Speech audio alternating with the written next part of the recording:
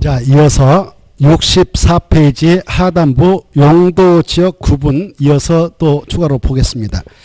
용도적은 조금 전에 크게 사용도 지역이 있었죠. 도시적, 오른쪽으로 넘어오시면 관리적, 넘어가서 보면 관리적, 넘어가서 보면 농림적, 제한 보존이 나옵니다. 자였죠. 이렇게 크게 사용도 지역으로 구분 지정해서 관리하고 있는데, 이때 도시역은 다시 네 가지로 구분 지정한다고 그랬죠. 주거적, 상업적, 공업적, 녹지적 이렇게.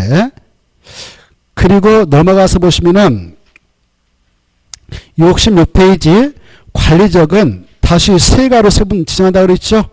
밑에서부터 올라가면 보전, 생산, 계획관리적. 그렇게 밑에서 올라가는 게 발음이 빨라져요. 보, 생, 계. 보, 생, 계. 보전, 생산, 계획관리다. 이렇게 좀 명칭을 정확하게 알아두셔야 됩니다. 그때 계획관리적은 도시로 편입이 예상되는 지역으로서 제한적인 이용개발을 하려는 지역, 그리고 계획적, 체계적인 관리가 필요한 지역이다. 이렇게 되어 있고요.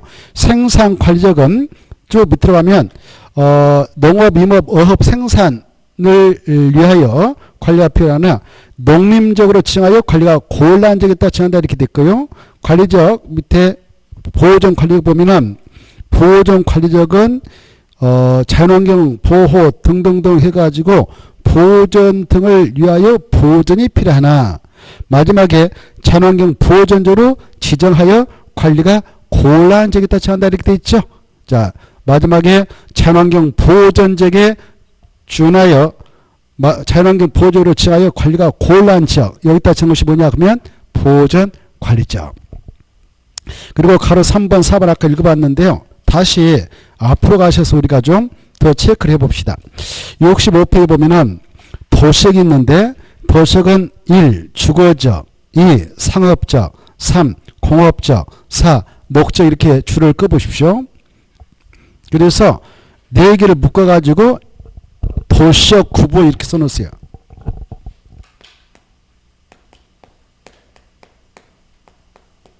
자, 조금 전에 국토라고 하는 것은 크게 네 가지 용도로 구분 지정해서 관리하고 있다 그랬습니다. 네 가지 용도죠. 크게 도시역이 있었고 관리적이 있었고 그 다음에 농림적이 있었고 자연환경 보존적이 있었죠.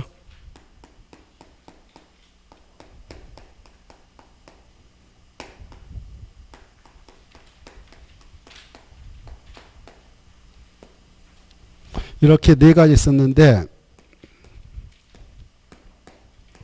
네 가지 중 이 도시역하고 관리적만 다시 구분 지정해서 쪼개준다고 그랬죠. 그래. 도시역은 다시 크게 몇 가지로? 네 가지.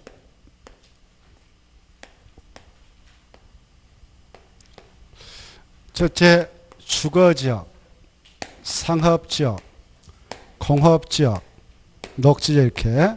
그 다음에 관리역도 다시 세 가지로 구분 지정한다고 그랬죠. 하나, 둘, 셋 이렇게 아까 있는데 보존관리, 생산관리, 계획관리죠. 이렇게 세 가지. 농림적과 제한포는 세면 안 된다고 그랬습니다. 자, 그 다음에 이 도시역 이렇게 구분 또 지정을 해준다고 그랬는데 구분 지정해 준다고 그랬는데 명칭 알아주실까? 주거지역, 상업지역,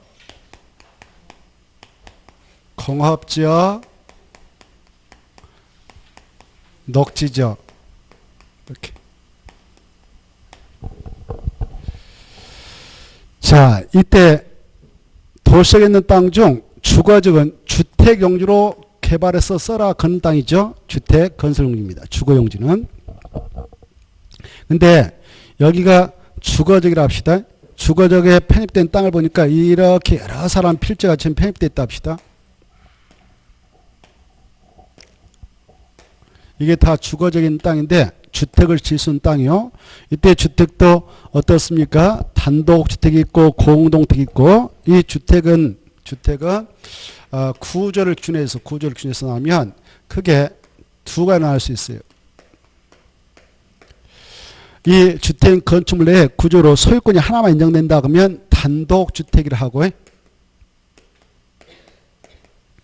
하나의 주택 내에 구분해 가지고 구분된 공간마다 소유권을 인정해 줄 수 있는, 즉 구분 소유권이 두 개 이상 인정될 수 있으면 그걸 공동주택이라 합니다. 이렇게. 그리고 이 주택을 층수를 기준해서 나눠가지고 또 생각해 볼 수 있는데, 주택은 주택인데 낮은 주택이 있다. 이걸 저층이라 합니다. 저층.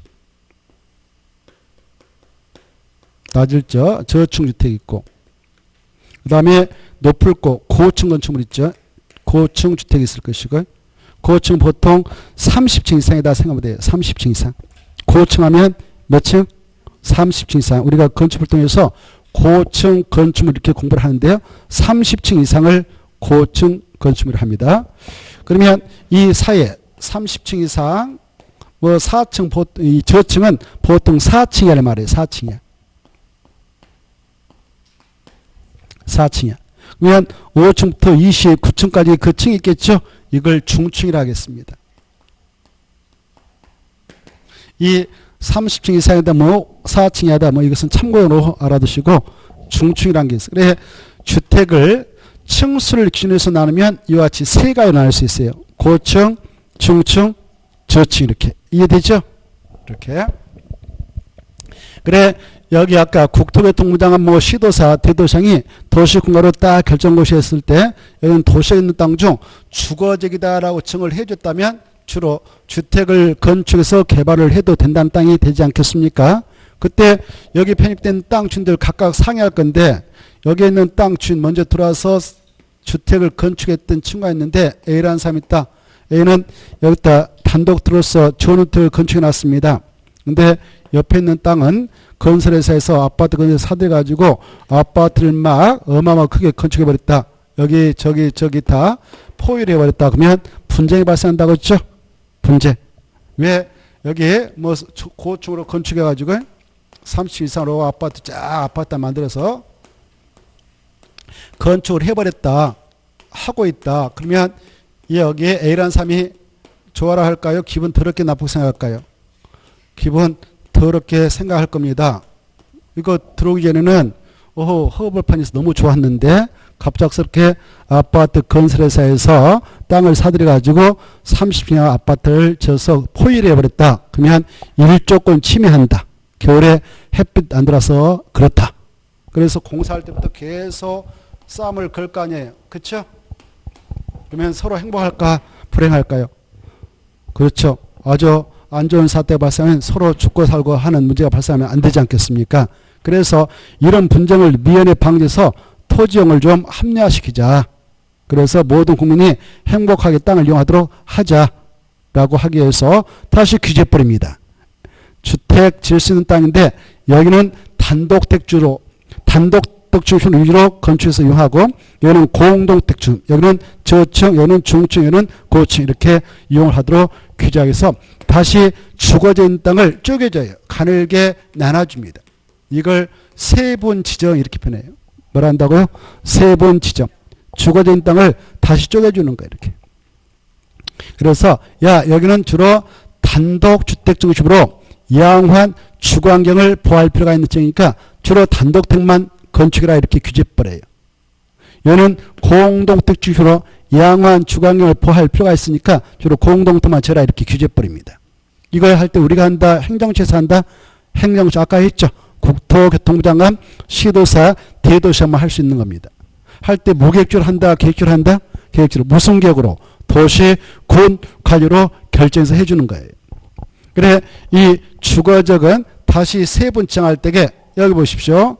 이렇게 주택을 구조를 기준해서 나누면 두 가지로 나눌 수 있는데, 이렇게 두 가지로 나눠서 이용을 허용하겠다라는 지역은 일단 전용 주거지이다라고 지정을 해주는 거예요. 뭐라 한다? 전용 주거지. 그리고 주택을 층수를 기준해서 나눠가지고 이용을 하도록 하자 그럴 때는 바로 일반 주거지이다라고 지정을 해주는 겁니다. 이렇게. 일반 주거지이다. 층수를 기준해서 이용을 허용하겠다 그럴 때는 무슨 지역? 일반 주거지역. 구조를 기준해서 나눠가지고 이용을 허용하겠다라고 할 때는 전용 주거지 이렇게 쓰는 겁니다. 알겠죠? 고로 여기 보십시오. 이 전용 주거지역은 이렇게 전용 주거지역이다라고 정했다면 여기 보세요. 이 땅은 다시 두 가지로 쪼여지는 거예요. 1종하고 2종 이렇게. 그래서 1종 전용 주거지역은 단독주택 중심, 2종은 공동주택 중심 이렇게. 이것도 좀 알아두셔야 돼요. 시험 공부로서. 알겠죠? 하나하나가 다 시험 공부입니다. 시험 공부. 그래서 이걸 기억할 때 이렇게 하는 거예요. 일종 전용 주거지역은 단독주택 중심. 일종 이렇게 해놓고 이걸 공동이다 그러면 좀 그렇잖아요. 일종 해놨는데 1. 그리고 2종 전용 주거지역 할 때 이걸 단독이다 그러면 그렇잖아요. 공동 그래야 되죠. 그래서 일종 전용 주거지역은 단독주택 중심으로 양호한 주거환경을 보호할 필요가 있는 지역이다 지정을 해놓고 있다. 이렇게 하시고 우리가 일상생활을 하다 보면 어느 지역에 가봤더니만 단독템만 그 플랫폼이 쫙 건축돼 있어. 왜 그랬을까? 그 땅이 제1종 전용 주거지인 토지였기 때문에 그렇게 할 수밖에 없었던 것입니다.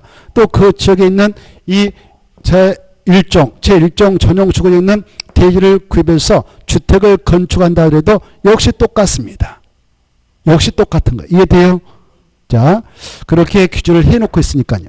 그 다음에, 자, 2종 전용 주거지역은 공동주택 중심이다. 이렇게 알아주십시오. 이걸 시험에서는 바깥이에요. 1종 전용 주거지역은 공동주택 중심으로 양호한 주거환경을 보호할 필요가 있는 지역에 지정한다. 이렇게. 틀리죠? 짝지가 중요하니까 2종은 바로 공동, 1종은 단독주택 중심. 이렇게 알아주시면 좋겠고, 그 다음에 여기 보십시다. 일반 주거지역은 이 땅이 일반 주거로 지정되어 있다 합시다. 주거지역은 주거지역인데 일반 주거로 지정되어 있다면 이 땅은 다시 세 가지로 세분해집니다. 1종, 2종, 3종이다. 이렇게. 몇 종 몇 종? 1종, 2종, 3종이다. 1종, 2종, 3종이다라고 다시 세분을 해서 지정을 해 나가고 있습니다. 이것도 알아셔야 돼요. 1종, 2종, 3종까지 세분되어지는 지역은 무슨 지역일 때 그러는가? 일반 주거지역일 때 그렇다. 이것도. 그리고 전용 주거지역은 3종 없다. 1종, 2종밖에 없다. 그리고 일반 주거지역은 1종, 2종, 3종까지 세분 지정을 해 놓고 있는데 왜 그러냐? 주택을 층수를 기준해서 나눠가지고 이용을 하도록 함에 있다. 그래, 층수를 기준해서 나누면 저층주택, 중층주택, 고층주택으로 나눌 수 있기 때문에 3종까지 세분이 되어지고 있다. 이렇게 연결해서 알아주시면 좋겠고, 이때 이 1종, 2종, 3종과 관련해서 수치가 있지 않습니까? 2하고 3종 수가 뭐가 더 큽니까? 3이 크죠? 그러니까 고로 가는 것이고, 이런 세 가지 수치 중 가장 낮죠? 그러니까 저층, 낮을자에서 저층이다. 이렇게 짝짓게 하시고, 2는 가운데 있죠? 그래서 중층이다. 이렇게 짝짓게 해놓으면 시험장에서도 써먹을 수 있습니다. 아시겠죠? 자, 1종은 뭐다고요? 저층, 2종은 중층, 3종은 고층. 다만 3종 땅은 중층까지 혼합해서 이용을 허용하고 있습니다. 알겠죠? 중고층, 중고층, 이렇게 중고층. 자, 그래 이 일반 주거지역 중 1종 일반 주거지역은 저층주택 중심으로 편리한 주거환경을 조성할 필요가 있는 지역이다 제합니다. 그래 일반 주거지역은 주로 택지개발 사업하잖아요. 개발되지 않는 땅을 택지개발 촉진법에 따라 바로 택지개발지역으로 지정해놓고 싹 개발합니다. 논밭 싹 밀어가지고 기반세 도로 상하수 딱 깔고 딱딱 일반 주거지다라고 밀어놓고 여기는 단독택만 쳐라, 저층만 쳐라, 저 10평만 쳐라. 그리고 여기는 5층부터 29층까지 중층만 쳐라. 그래서 여기는 1종 일반 주거죠. 여기는 2종 일반 주거죠. 여기는 중고층 주택식으로 짬뽕을 줘야 된다. 3종 일반 주로 세 번 지정해 주고 있거든요.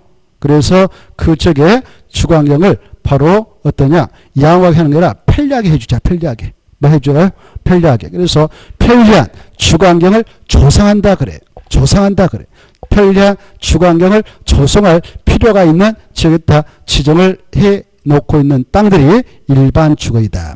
저층주택은 1종, 중층주택은 2종, 중고층주택은 3종이다. 이렇게 짝짓기해서 알아주시면 좋겠습니다. 다시 한번. 저층은 몇 층이라를 말했습니까? 제가 4층.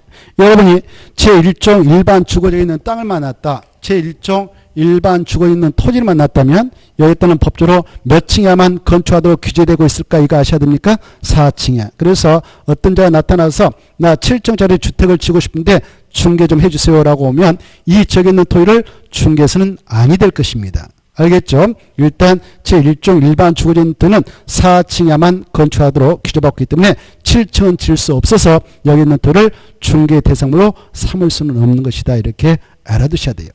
아시겠죠? 이것도 짝짓기해서 알아두세요. 저층은 1종, 중층은 2종, 중고층은 3종이다. 이렇게 알아두시고. 그래 우리가 어느 지역에 가봤더니 연립택인 4층짜리 연립택만 쫙 있어. 그건 제1종 일반 주거적인 토지였기 때문에 그랬던 것이고, 어느 아파트 단지 가봤더니 5층짜리 있고 6층, 7층, 뭐 15층 있어요. 이건 몇 종이니까 주로 그렇게 했느냐? 2종. 2종 일반 주거죠. 어느 아파트 단지 가봤더니 10동 있는데요. 1동은 15층, 2동은 18층, 3동은 20층, 4동은 쭉 이렇게 쫙 해놨어 보니까 저 끝동 갔더니 45층 이렇게 올려놨어요. 법적 절차가 걸렸어. 그러면 여기는 몇 종이겠어요? 제3종 일반 주거적인 토지였기 때문에 그렇게 했다라고 생각하면 됩니다. 어느 아파트 단지 가봤더니 10동 모두 다 아파트가 1동부터 10동까지 있는데 엘리베이터 했더니 다 15층으로 끝나버렸어. 여기는 몇 종 땅이었을까? 주로 2종 일반 주거죠. 알겠나요? 2종. 과거에 이명박 정권이 들어오기 전까지만 해도 대한민국 제2종 일반 주거지에서는 15층에만 아파트를 건축하도록 규제했습니다. 그래서 15층짜리 아파트 단지가 많아요. 그런데 이명박 대통령이 당선되고 나서 규제를 완화해줘야 해서 2종 일반 주거지에 있는 층수를 18층까지 규제를 완화해줬어요. 18층까지. 그랬던 것을 최근에 와서 또 법을 개정해서 층수제한을 폐지해버렸습니다. 뭐라고? 층수제한을 폐지했어. 그래서 바로 중층은 바로 층수 제한은 없고 바로 특강, 특특, 시군의 조례로 층수를 높이를 규제해 나가도록 하고 있어요. 조례로. 그래서 조례에서 뭐, 야, 우리 여기 서울특별시에서는 제2종 일반 주거에 있는 토지는 39층까지만 해라. 그러면 39층만 지는 거예요. 39층 해라. 바로 29층만 해라. 그러면 29층만 하는 거예요. 조례로 규제해버리는 거예요. 조례로. 뭘로 규제한다고요? 조례로. 그래서 층수 제한이 사실상 철폐됐지만 용적률 적용을 통해서 층수는 나름대로 규제받고 있습니다. 뭘 적용받아가지고요? 용적률. 자, 아무튼 우리가 여기서 가볍게 체크한 1종, 2종, 3종으로 세분되는 지역은 일반 주거지이요. 이 지역은 주택을 층수를 기준으로 이용을 하도록 하는 땅으로서 층수를 기준으로 나누면 저층주택, 중층주택, 고층주택 나오는데, 그래서 일반 주거지역은 3종까지 세분되어지는 땅이다. 1종은 저층, 2종은 중층, 3종은 중고층 주택층으로 편리한 주거환경을 조성할 필요가 있는 지역이다. 제한다. 이 정도는 새겨두시기 바랍니다. 그 다음에 여기 조금 전에 주거적을 쫙 봤잖아요. 주거적. 그래, 전용 주거적이 있었고 일반 주거적이 있었고, 근데 이 주거적하고 바로 옆에 상업적 땅 있잖아요. 그 사이에 완충지대가 필요하다 해서 준주거적이 지정되는 겁니다. 뭐가 지정된다고요? 준주거적. 그래, 우리가 주거공간에서 가족 단위로 생활하는데 얘들까지 생활하는 주택가하고 상업적에 들어온 시설하고 바로 붙어 있으면 약간 분쟁의 소지가 있어요.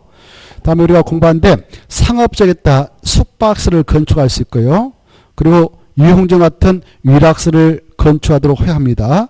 유흥정 같은 바로 이 유락설이 상업적에 들어가는데 그런 시설하고 우리 주택하고 바로 붙어 있으면 안 되겠죠.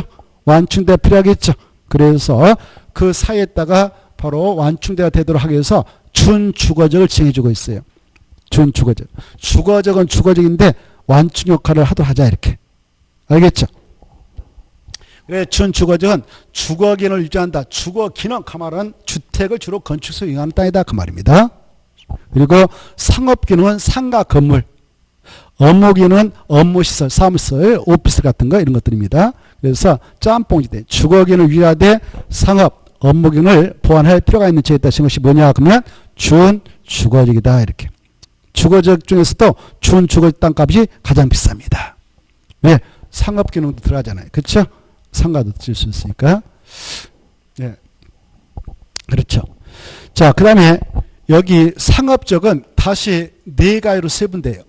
네 가지 명칭을 익숙하게 해두세요. 여기 상업적.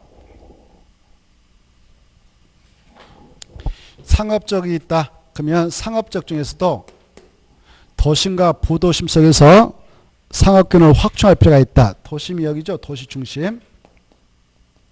그리고 부도심 있다. 부도심. 여기다 정시 중심 상업적이 중심 상업적. 노른자리예요. 노른자리. 그래서 땅값이 가장 비쌉니다. 도심과 부도심에서 상업 업무균을 확충할 필요가 있는 지역에 따른 것이 중심 상업적. 그 다음에 그 옆에 있는 땅에 뜻한 것이 일반 상업적이에요. 일반 상업적. 일반적인 상업 업무균을 담당해 나갈 필요가 있을 때 정합니다. 그 다음에 이 우리 도심이 거주하는 주택가까지 여기 공산품, 농산물 1, 임산물, 수산물 이런 것도 공급하려면 뭐가 필요할까요? 유통시설이 필요하겠죠. 일단 저장하고 창고 같은 물류센터가 필요하겠죠. 그런 용도로 쓰자 해서 정것이 유통상업적이 있습니다. 유통상업적. 뭐가 있다고요? 유통상업적.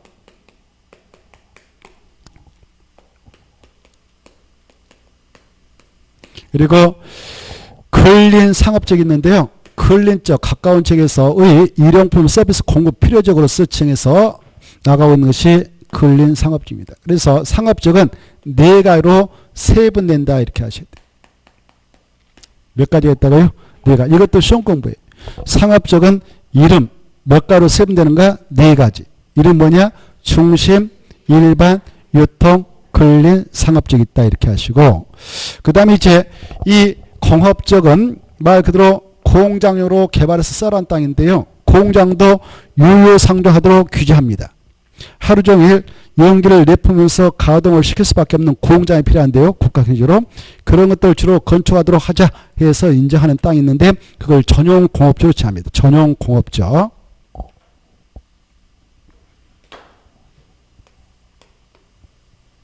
이렇게 공업적이 있다. 그러면 공장을 건축하도록 하는 땅인데요. 공장 중에서도 중화학공업, 비료공장 뭐 이런 것들 있죠. 화학공장. 이런 중화학공업, 공해성 공업. 공업은 공장이다 이렇게 생각하면 돼요. 공업하면 공장, 상업하면 상가 이렇게 생각하세요. 그래 이런 중화학공업, 그 다음에 공해성 공업을 시행하자. 그런 공장을 건축토록 하자라는 지역은 전용 공업주로 지정을 해서 이용하도록 하고 있고요. 그 다음에 깨끗한 공장만 들어가도록 하자. 반도체 공장 이런 것들을 환경을 오염시키지 않는 공장이래요. 환경을 제하지 않는 공업이라고 그래요. 환경을 제하지 않는 공업. 깨끗한 공장. 깨끗한 공장. 그런 공장을 건축토록 하자 해서 정시 일반 공업적이에요. 일반 공업적. 일반 공업적.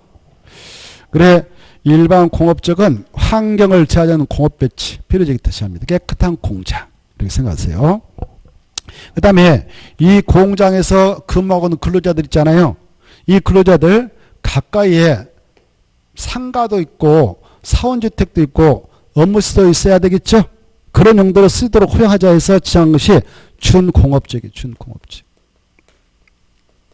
준공업적. 그래서 가벼운 공장 이걸 경공업이라고 경공업. 경공업 가벼울 경우에요. 가벼운 공장, 조그마한 공장도 짓고 사원주택도 짓고 상가도 넣고 업무실은 오피스도 넣도록 하자. 그렇게 허용하자라는 땅은 무슨 주로 지정한다고요? 준공업지로 지정을 해주는 거예요. 준공업지. 그래 준공업지는 바로 짬뽕지대죠. 그래 전용 공업지역, 일반 공업지역, 준공업지 이렇게 세 가지가 있어요. 공업지. 이 명칭을 좀 자주 받으셔야 돼요. 이렇게 전용, 일반, 준공업적, 전용, 일반, 준공업적 이렇게 명칭을 알아두셔야 됩니다. 명칭을. 자, 그 다음에 이제 이 녹적 있죠? 이 녹적은 도시에 속한 땅에 따라 지정합니다. 이 주거적, 상업적, 공업적 개발 용도의 지역이라면 이건 개발일까 보존일까요? 보존. 이렇게 보존이다. 그래 보존을 하도록 하기 위해서 도시의 일부 땅을 확보해서 녹적이다라고 지정하는데 이게 녹적으로 지정이 되어졌다 합시다. 보존입니다. 근데 도시적 예각지대 가면 지금 여기 있는 땅들 도시역에 있는 땅에 따라 세 번에서 지정한 땅들이에요. 도시역이 있는데 뭐 주거적이다. 여기 도시역이라 합시다. 도시역이 있는데 주거적이다, 상업적이다, 공업적이다라고 개발용도로 지정해놓고 아직 보존할 필요가 있는 땅은 녹지로 지정한다고 그랬죠.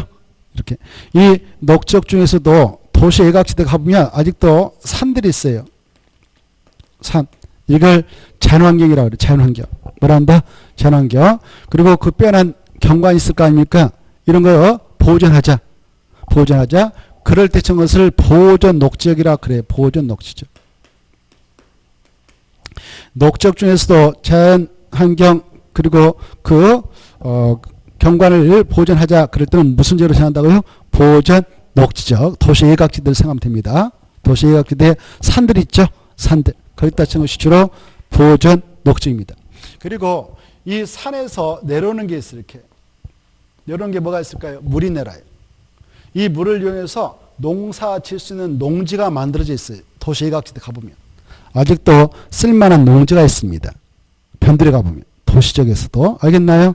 그래. 그런 농지에서 농업적 생산을 위해서 농사 짓기 위해서 농업적 생산에 의하여 개발을 일단 유보시키자라고 할 때 지정하는 녹적이 있어요. 이걸 농업적 생산할 때 생산 녹적이라고 그래. 뭐라 한다? 생산 녹지죠. 생산 녹지죠. 이 명칭을 기하는 시험 공부예요. 농업적 생산을 위하여 개발을 유보할 필요가 있는 지역이 있다 친 걸 뭐라고 한다고? 생산 녹지적이다 이렇게. 그 다음에 보세요. 이 녹지역 중에서도 주거적에서 개발 끝나가지고 더 이상 개발할 땅이 없다. 바닥났다. 상가 칠 수 있는 상업적도 공장 칠 수 있는 공업적도 바닥났다. 이럴 때 비록 보존하기 위해서 정한 녹지이지만 불가피한 경우는 개발을 제한적으로 허용할 필요가 있겠죠. 그럴 때 쓰기 위해서 준비해 놓고 있는 땅이 있습니다. 그런 땅은 자연 녹지이다라고 정해요. 녹지역 중에서도 자연 녹지역은 그럴 때 쓰기 위해서 준비해 놓고 있는 땅입니다. 그래 녹지역 중에서도 자연 녹지역을 잘 읽어두셔야 돼요. 자연 녹지역은 도시역에 있는 땅에 따라 정하는데 바로 보존할 필요가 있는 지역으로서 불가피한 경우에 하나의 제한적인 개발이 허용되는 지역에 따라 정한다. 이게 중요해요. 불가피한 경우에 하나의 제한적인 개발이 허용되어지는 지역에 따라 지정한 것을 뭐라 한다고요? 그렇습니다. 자연 녹지적이다라고 지정한 겁니다. 도시의 녹지공간 확보, 도시 확산업 방지, 장래, 도시용지 공급 등을 위하여 보존할 필요가 있는 지역으로서 불가피한 경우에 하나의 그 말중에 불가피한 경우에 하나의 제한적인 개발이 허용되는 지역으로 지정을 해 나가는 지역. 이게 뭐냐 그러면 자연 녹지이다 이렇게. 그래서 이 녹지는 세 가지로 세분되어지는데 세 가지 이름도 꼭 알아주셔야 돼요. 세 가지 이름은 보존 녹지죠. 그 다음 뭐가 있다고요? 생산 녹지죠. 그 다음에 자연 녹지. 이렇게 명칭을 좀 알았어요. 명칭. 그렇지. 약조로 보생계. 아까 관리적은 그렇고 이 녹적은 보생자 이렇게 하는 거예요. 그래 관리적하고 녹적을 비교해서 명칭을 좀 알았어요. 관리적 아까 보전, 생산, 계획관리적. 녹적은 보전, 생산, 자연 이렇게 약조로 보생자, 보생자. 관리적은 생계 이렇게. 알겠죠? 관리적 뭐라고요? 보생계. 이건 이제 공법을 공부할 때 가장 기초예요. 기초. 우리가 산수 공부하려면 뭐 알아야 돼요? 1, 2, 3, 4 이런 의미를 알아야 되죠? 1이 뭔가 2가 뭔가 이거 우리 어렸을 때 배웠잖아요. 그렇죠? 그러하듯이 공법을 공부할 때는 이게 가장 기초다. 1, 2, 3하고 똑같아. 기초를 하고 있어요. 지금 1, 2, 3, 4, 5를 터득하고 있습니다. 알겠죠? 이건 기초예요. 기초. 그리고 어디 이 녹적이 있어요. 이렇게 녹적이 있는데 이것도 녹적이고 이것도 녹적이고 이것도 녹적인데 이 땅은 자연 녹지적이고 이 땅은 생산 녹지적이고 이 땅은 보존 녹지를 합시다. 이 세 가지 녹적에 한 필지 토지가 나와있어요. 이렇게 다 돌하고 접하고 있어요. 맹자 아니고 이렇게 돌하고 접하고 있어요. 땅값은 다 1억으로 나왔는데 면적도 똑같아. 100조부터 나왔어요. 똑같은 가격으로 나왔다면 여러분 같으면 어떤 걸 1억 주고 사면 좋을까요? 오, 어떻게 알았어요? 오, 맞았어요. 와, 대단하시네. 공부 엄청 하고 오신 것 같은데 맞습니다. 이 자연 녹적이 개발이 제한적으로 허용되어서 땅값 상승이 아주 높아요. 그래서 똑같은 녹지라도 여기에 있는 땅이 개발이 용이하다 법적으로 투자 가치가 있다 이렇게 생각하면 좋겠고 단 이 녹적 세 가지와 관련해서 허용되는 건축물 건축할 때 층수 제한은 있습니다. 그것도 하나 써놓으세요. 4층 이하만 건축할 수 있다 이렇게. 몇 층이에요? 4층. 이런 것들 미리미리 알아두시면 좋겠습니다. 4층 이하밖에 못 칩니다. 4층 이하. 그리고 이 관리적 있지 않습니까? 앞에 가서 뒤에 가서 관리적도 4층 이하밖에 못 칩니다. 이렇게. 4층. 법적으로. 몇 층 이하밖에 못 친다고요? 4층. 여러분이 관리적 있는 토지를 중개해 주려고 합니다. 물어봅니다. 땅을 사려는 사람이 이거 땅 구입해가지고 5층짜리 건물 내가 건축할 계획을 가지고 있는데 건축이 법적으로 가능합니까? 라고 물으면 안 된다 그래야 돼. 몇 층에밖에 안 된다고요? 4층이야. 이 정도는 좀 알아두세요.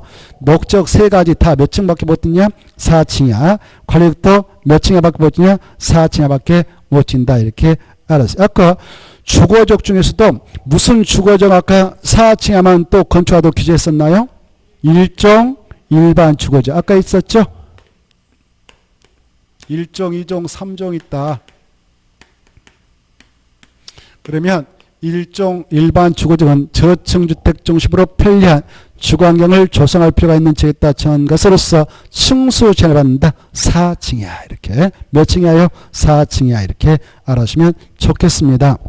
자, 이런 것들을 묶어서 용도지역이라 해요. 뭐라 한다? 용도적. 이런 용도적을 아까 도시군가로 국토교통부 장관 시도사 대도시장 결정해서 나갈 때에 뭐 하려고 하느냐? 각각 지역별로 토지용을 제한하고 아까 했죠. 건축물 용도도 제한하고 건물 용적률 높이를 제한해서 그 토지의 이용시 효율적으로 경제로 이용토를 하고 공공승인에 이바지하도록 하기 위해서 그리고 서로 정복되지 않게 도시군가로 결정하는 지역이 용도제라고 했죠. 이때 용도 지역별로 건축물의 용도 제한이 가격인데 그 용도 제한은 69페이지와 같다 하겠습니다. 69페이지 보시면은 용도 지역 이런 것들 용도 지역인데 용도 지역이 지정되면 각각 지역에 따라 건축할 때 건축행위 제한을 받습니다.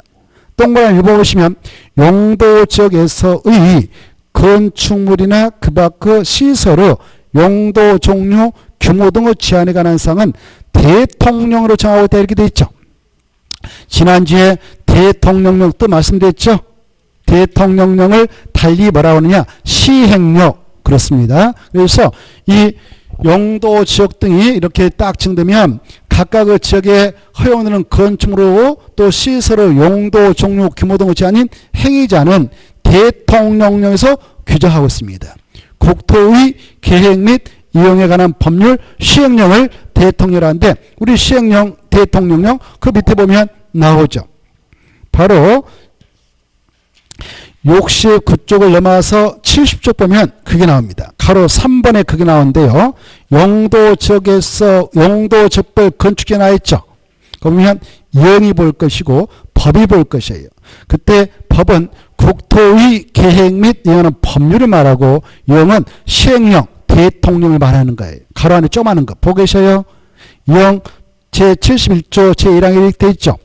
70페이지 가로 3번 용도적별 건축 제한해 가지고 법 제76조 제1항 0, 71조 제1항 이렇게 되어 있죠.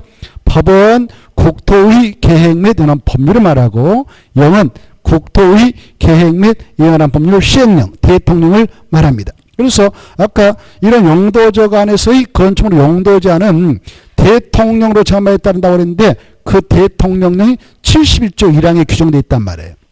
71조 1항. 어떻게 규정되냐? 박스와 같다. 동그라미 1번, 2번, 3번 쫙 나와 있죠?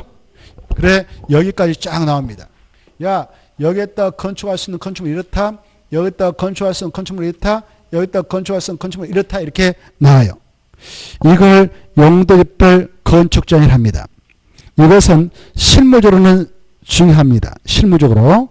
알겠죠? 근데 시험 공부할 때는 간단하게 그냥 이해만 하고 넘어가면 됩니다. 참고용입니다. 뭐라고요? 참고용이에요. 다만 여기서 출제가 되기도 합니다. 그런데 출제가 되면 이거 맞아라는 문제가 아니고 40낭 중 틀려도 된다. 그래도 합격하는데 아무 지장 없다. 이런 취지에서 출제를 해왔습니다. 바로 한 번은 저기 74페이지 5번에서 한 문제 나왔어요. 5번 74페이지 5면 제3종 일반 주거지 안에서 건축할 수 있는 건축물 나와 있죠. 여기요. 제3종 일반 주거지 토지가 있다 이렇게 있다. 그러면 이 안에서 건축할 수 있는 건축물이 아닌 것 이렇게 건축물에 해당한 것 이렇게 출제가 되기도 했어요. 근데 이 표를 여러분이 어떻게 암기하겠어? 그쵸? 이런 건 찍는 게 현명합니다. 그쵸? 알겠죠? 그거 뭐 틀렸다고 해서 합격하는데 아무 지장 없어요. 그거 아니어도 맞출 게 너무 많거든요. 그래서 제3종 일반 주거에서 건축할 수 있는 건축물로서 도시군객조례가 정하는 데 따라 건축할 수 있는 건축물이 아닌 거 이렇게 건축물에 해당한 거 일어났어요. 근데 가로 안에 보면 단란지점 안마수를 제된다 그 말 보인가요? 제된다 그 말은 건축하지 못한다 그 말이에요. 제는 건축하지 못한다 그 말이에요. 이해돼요? 그래 또 밑에 가면 격리병원도 제된다 그 말 보일 거예요. 그쵸? 관람장 제된다. 가로 안에 보면 격리병원 제된다. 제된다 그 말은 뭐라고요? 설치할 수 있다 없다? 없다 그 말이에요. 없다. 그게 함수 나왔어 작년에. 올해. 그래 이런 것들은 마찰하고 나왔다 틀려져라고 나왔다 틀려요. 이거 할 수가 없어요. 이거 한다는 것은 어리석다고 아니 할 수 없어요. 이 표를 어떻게 다 외웁니까? 이 표를 어떻게 다 외워? 어마어마하잖아요. 넘어가 보세요 이렇게. 이렇게. 이거 어떻게 외우냔 말이에요. 틀려란 말이죠. 틀려. 그래서 이것은 그러나 출제원이 출제했던 취지는 이 표를 이해는 하고 있는가 이걸 물어본 거예요. 이해를 해야 돼. 이 표. 이 표를 보면은 이렇게 왼쪽 칸하고 오른쪽 칸이 있잖아요. 왼쪽 칸하고 오른쪽 칸이 있는데 여기 보면 왼쪽 칸 제3종 일반 주변에서 건축할 수 있는 건축물 이렇게 돼 있죠. 그것은 0에서 규정하고 있는 거예요. 0. 대통령령 0에서 규정하고 있고 0에서 규정하고 있는 것들은 0은 전국토에 똑같이 적용되거든. 전국토 이렇게 생겼다고 그랬죠. 아까. 그 전국토는 아까 특강, 특특, 시군으로 모자이크 되어 있다고 그랬죠. 그래 이 토지가 이렇게 있는데 이 토지가 서울특별시에 있던 6대 광역시에 있던 특별자시, 특별자도, 시, 군에 있는 토지든 이 토지가 제3종 일반 주거지이다. 그러면 왼쪽 칸에 있는 것은 다 건축이 똑같이 허용되는 거 법적으로. 가, 나, 다, 라, 마, 바 이렇게 알겠나요? 다 허용되는 거예요. 다 허용되는데 오른쪽 표에 보세요. 이것은 도시군객조례가 정하는 바에 따라 건축할 수 있는 건축물 이렇게 되어 있죠. 이 조례는 어디서 만든다고 그랬어요? 의회에서, 지방의회에서. 어디서 만든다고? 지방의회. 그리고 도시군객조례 할 때요. 도시라고 하는 것은 어디를 의미한다고 그랬을까? 특별시, 광역시, 특별자치, 특별자도, 시를 만든다고 그랬죠. 그리고 옆에는 군, 팔도 되어 있는 군을 만든다고 그랬어요. 이때 특별시의회에서, 광역시에서 또 땅 아까 이 지자체대에 의회가 있다고 그랬죠? 의회에서 만능 규범을 조례라고 그래요. 그래서 이 토지가 있는데 이게 서울특별시에 있는 토지요. 보았더니만 제3종 일반 주거용 토지다. 그럴 때 왼쪽에 있는 것은 다 돼요. 가나다라마 바까지는 0에서 정하고 있으니까. 근데 오른쪽 칸에 있는 것은 서울특별시 조례를 봐야 알 수 있는 거예요. 어디서 규정하고 있는 것을 봐야 된다고요? 서울특별시 조례에서. 서울특별시. 조례에서 인정하면 건축할 수 있고 조례에서 허용하지 않으면 건축 못하는 거예요. 조례는 지자체마다 다 다르잖아요. 그래 조례에서 또 허용을 시킨다 하더라도 이 범주를 초과하면 안 되는 거예요. 그런 의미를 내포하고 있어요. 조례에서 다 인정하더라도 여기까지만 인정할 수 있고 이것도 다 인정하지 않을 수도 있어요. 알겠죠? 뭘 보면 알도록 하고 있다? 조례. 지자체마다 다 다를 수밖에 없어. 그래 오른쪽 하나는 0에서 정하고 있고 오른쪽 하나는 어디에서 허용하고 있을 때만 건축할 수 있다? 조례에서 건축하도록 허용하고 있을 때만 건축이 가능하다라고 이 표를 이해하고 계셔야 돼요. 중개사가 되려면 이것 이해를 하고 계셔야 되거든요. 아시겠죠? 자, 이 조례는 자치법규라 해요. 뭐라 한다고? 자치법규. 자치법규를 알고 할 때는 그 토지가 소유하고 있는 그 관청의 홈페이지를 들어가면 다 알 수 있어요. 그 토지가 서울특별시다 그러면 서울특별시 홈페이지 들어가면 자치법규 코너에 조례 등이 다 올라와 있어요. 알겠죠? 알겠죠? 그리고 여기 들어가도 또 지자체가 다 들어있거든요. 법제처. 법제처 보면 거기에 자치법규 이렇게 써졌어요. 여러분이 원하는 지자체에 클릭해가지고 그 지자체 조례는 과연 이 용도별 건축자는 어떻게 규제하고 있는가 이걸 파악할 수 있습니다. 자치법규 코너에 들어가면 참고하시고 이런 것도 이제 참고용이고 본 시험에서는 이런 거 몰라도 돼요. 이해는 하셔야 됩니다. 그리고 한 번은 75페이지 또 한 번 나왔어요. 준 주거자에서 여기 봐봐요.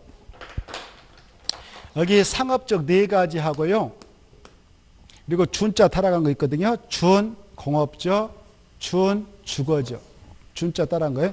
상업적 4가지하고 준자 따른 준 주거적, 준 공업적, 그리고 하나 계획과적. 여기는요.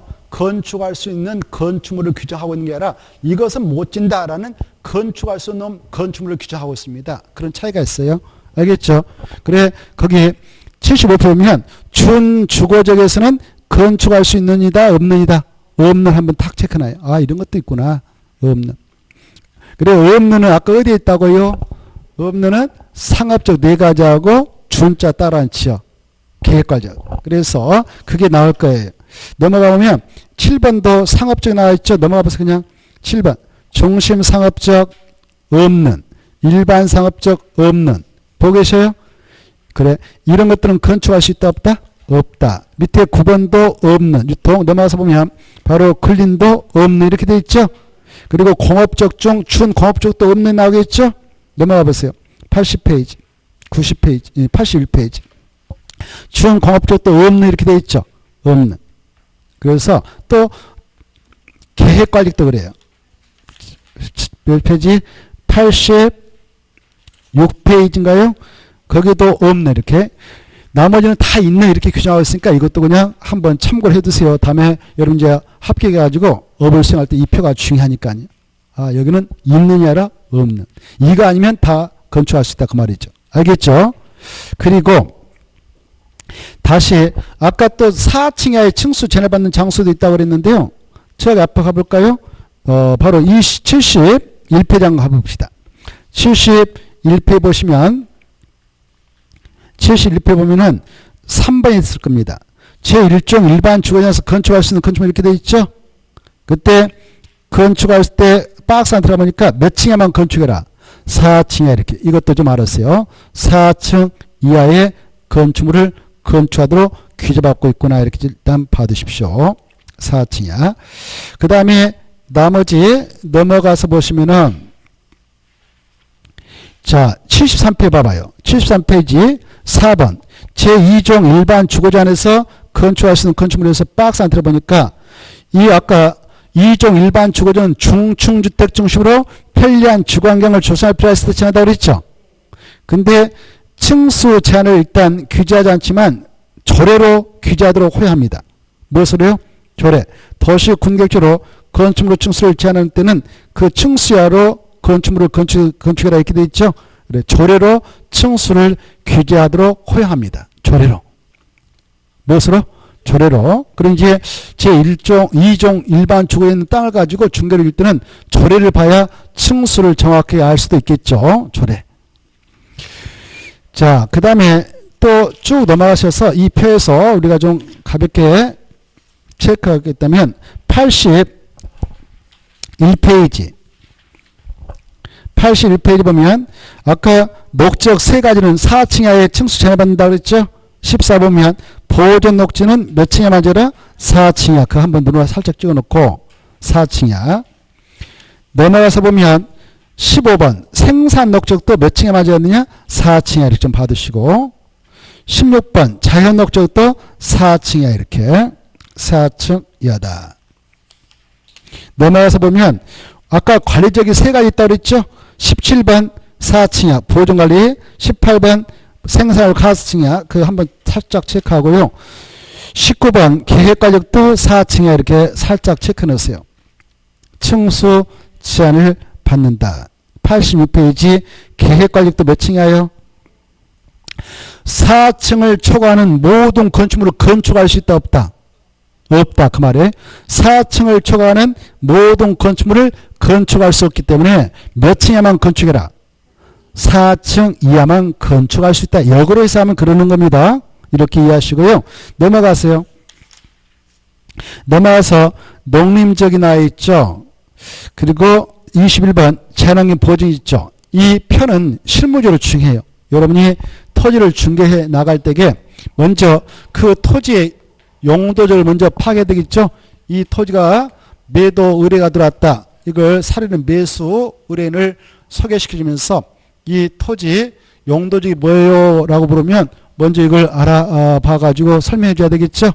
이때 이런 용도적을 알고자 할 때는 공법상 어떻게 이용 규제를 하고 있는가 이런 것들 다 이용 규제를 하기 위해서 정한 건데 이런 이용 규제 내용을 알고자 할 때는 이걸 보면 되는 겁니다.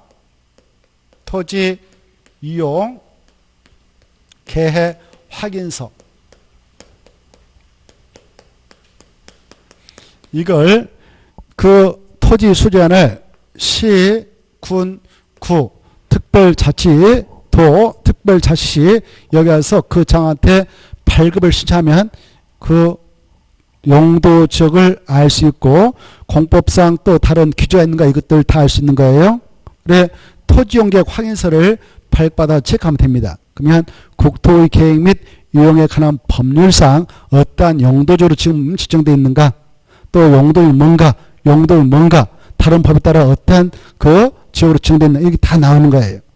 근데 이 토지용계획 확인서는 인터넷 아까 어디를 들어가도 알 수 있냐 토지 이용 규제 토지 이용 규제 정보 서비스를 클릭하면 됩니다. 이렇게. 그러면 거기에 들어가서 토지의 주소 정확히 알아가지고 주소 딱 쓰라는 대로 쓰고 지번까지 딱 해가지고 클릭하면 쫙 나와요. 건축할 수 있는 건축까지 다 알아낼 수 있습니다. 알겠죠? 참고하십시오. 자, 그래 21번 보면 여러분이 자연환경 보존적 있는 토지를 만나가지고 중개를 해주고자 할 때 토지 매수인이 이 땅 사가지고 내가 법적으로 뭘 할 수 있습니까? 라고 물어보면 이 표를 보여주면서 이런 것만 할 수 있네요. 라고 설명해야 돼요. 알겠죠? 그 표를 보면 뭐 자연환경 보존은 건축할 수 있는 게 극히 제한받습니다. 왼쪽 보면 그 토지가 전국 어느 곳에 있든 왼쪽 곳은 똑같이 허용한다고 했죠. 허용한다고 그랬죠. 그래 무엇과 무엇은 이따 허용하느냐? 이 자연환경 보존적은 정말 보존 세잖아요. 그렇지만 여기에도 우리 국민들이 산지에서 살고 있습니다. 농사 지면서 바닷가에서는 고기 잡으면서 살고 계시죠. 그런 농민과 어민에게도 꼭 필요한 건축이 있습니다. 주택이에요. 주택. 모든 국민에는 의식주가 필요하지 않겠습니까? 그래서 여기에 살고 계신 분들 주택 필요하니까 주택은 허용하겠다 이렇게 하고 있습니다. 그 주택도 농업용이고 어업용이고 이걸 농어가 주택이라고 그래요. 뭐라 한다고요? 농어가 주택. 이래 여기 자연환경 보호전적에 있는 땅을 하나 사가지고 A라는 사람이 농어가 주택 지겠다라고 건축을 군청에 가서 받았어요. 허가 받았는데 B라는 사람이 하나 땅을 사가지고 또 농어가 주택이 아닌 주택 하나 지려고 하는데 허가 안 내줘 버렸다. 이 사람은 농민도 어민도 아니니까 허가 안 내주는 거예요. 알겠나요? 그래서 그 사람이 농민의 지위를 가지고 있고 어민의 지위를 가지고 있을 때만 주택의 허가를 내주는 겁니다. 이런 경우도 있어요. A라는 사람이 농민이었습니다. 여기에 살고 있는 농민이어가지고 자기가 살 주택을 지겠느라고 자연환경 보호전적에서 농가 주택 단독주택 지겠다고 허가 받아왔어요. 허가 받아가지고 여기서 살 생각 없어 이사를 가려고 바로 건축허가만 받아놓고 일정사다가 중단했어. 그런 차 이 B라는 사람이 나타나가지고 야 그거 나한테 건축허가 받았던 서류하고 땅을 나한테 넘겨주라. 내가 승계해가지고 건축 살 테니까 넘겨주라. 이렇게 할 수 있어요. 이때 건축주 명의변경 신고를 해야 됩니다. 간청했다가 그때는 신고를 수리하지 않을 수도 있어요. 이거 건축 못할 수가 있어요. 알겠나요? 이 사람이 농민도 어민도 아니면 도시민이면 허가 이전되지 않아요. 이런 걸 주의해야 돼요. 여기는 어떤 사람만 주택을 지주냐? 농민과 어민들. 거기 나와있죠. 농어가 단독주택만 줘라 이렇게 돼 있어요. 농어가 단독주택. 농민과 어민들이 살게 한 주택입니다. 알아두십시오. 그리고 이 보호전성이 아주 센 자연환경 보호중인데 이 농가주택에 살고 있고 어가주택에 살고 있는 이 주민들 왜 날까요? 안 날까요? 나죠. 얘들 취약을 시켜야 할 의무가 있습니다. 초등학교 꼭 보내야 할 의무가 있단 말입니다. 그때 이 초등학교 애들 보면 입학할 때 7살, 8살 들어갑니다. 학교가 너무 멀리 있으면 못 가죠? 가까이 있어야 되겠죠? 그래서 초등학교는 건축을 허용하겠다 이렇게 허용합니다. 중요합니다. 무엇은 된다고요? 초등학교 보호전성이 센 땅인 자연환경 보호전적이면 학교 중에서도 무슨 학교는 되는가? 초등학교다 이겠죠. 중학교 안 되고 고등학교 안 되고 대학교 안 됩니다. 초등학교 됩니다. 이게 한번 시험에 나왔습니다. 자연환경 보호전자에 건축할 수 있는 건축물로 옳은 거 이게 문제였어요. 답은 초등학교였습니다. 아시겠죠? 그 옆에 있는 것은 지자체마다 다 달라요. 조례에서 허용하고 있으면 건축할 수 있고 조례에서 허용을 시키지 않으면 건축 못한다. 조례에서 허용을 시키고 싶어도 이 범주를 초과할 수는 없다. 이렇게 이해하시면 돼요. 이해됐죠? 이 조례는 어디에서 만든다고요? 지방회. 그때 도시는 어디를 말한다고 그랬습니까? 제가 아까 도시 군객조례 할 때 도시는 특별시, 광역시, 특별자치시, 특별자도 시까지 의미한다. 이렇게 하시고 구는 팔도 있는 군이다. 이렇게 알아주십시오. 그래서 특광, 특특, 시군, 도시, 군객조례가 지난번에 따라 건축이 가능한 건축입니다. 이렇게 이해하시면 되겠습니다. 자, 지금까지 우리는 각각의 용도적이 지정되어졌을 때 그 안에서 허용되는 건축물의 용도, 종류, 규모의 내용을 보았습니다. 이러한 건축물을 합법적으로 이제 건축을 한다 하더라도 규모의 제한을 받습니다. 규모의 제한을 받도록 하기 위해서 90페이지 건폐율과 용적률이라는 것을 적용을 해 나가도록 하고 있어요. 건폐율과 용적률 이걸 적용을 해 나가도록 하고 있습니다. 그 건폐율과 용적률은 잠시 쉬었다 한번 또 살펴나가도록 하죠.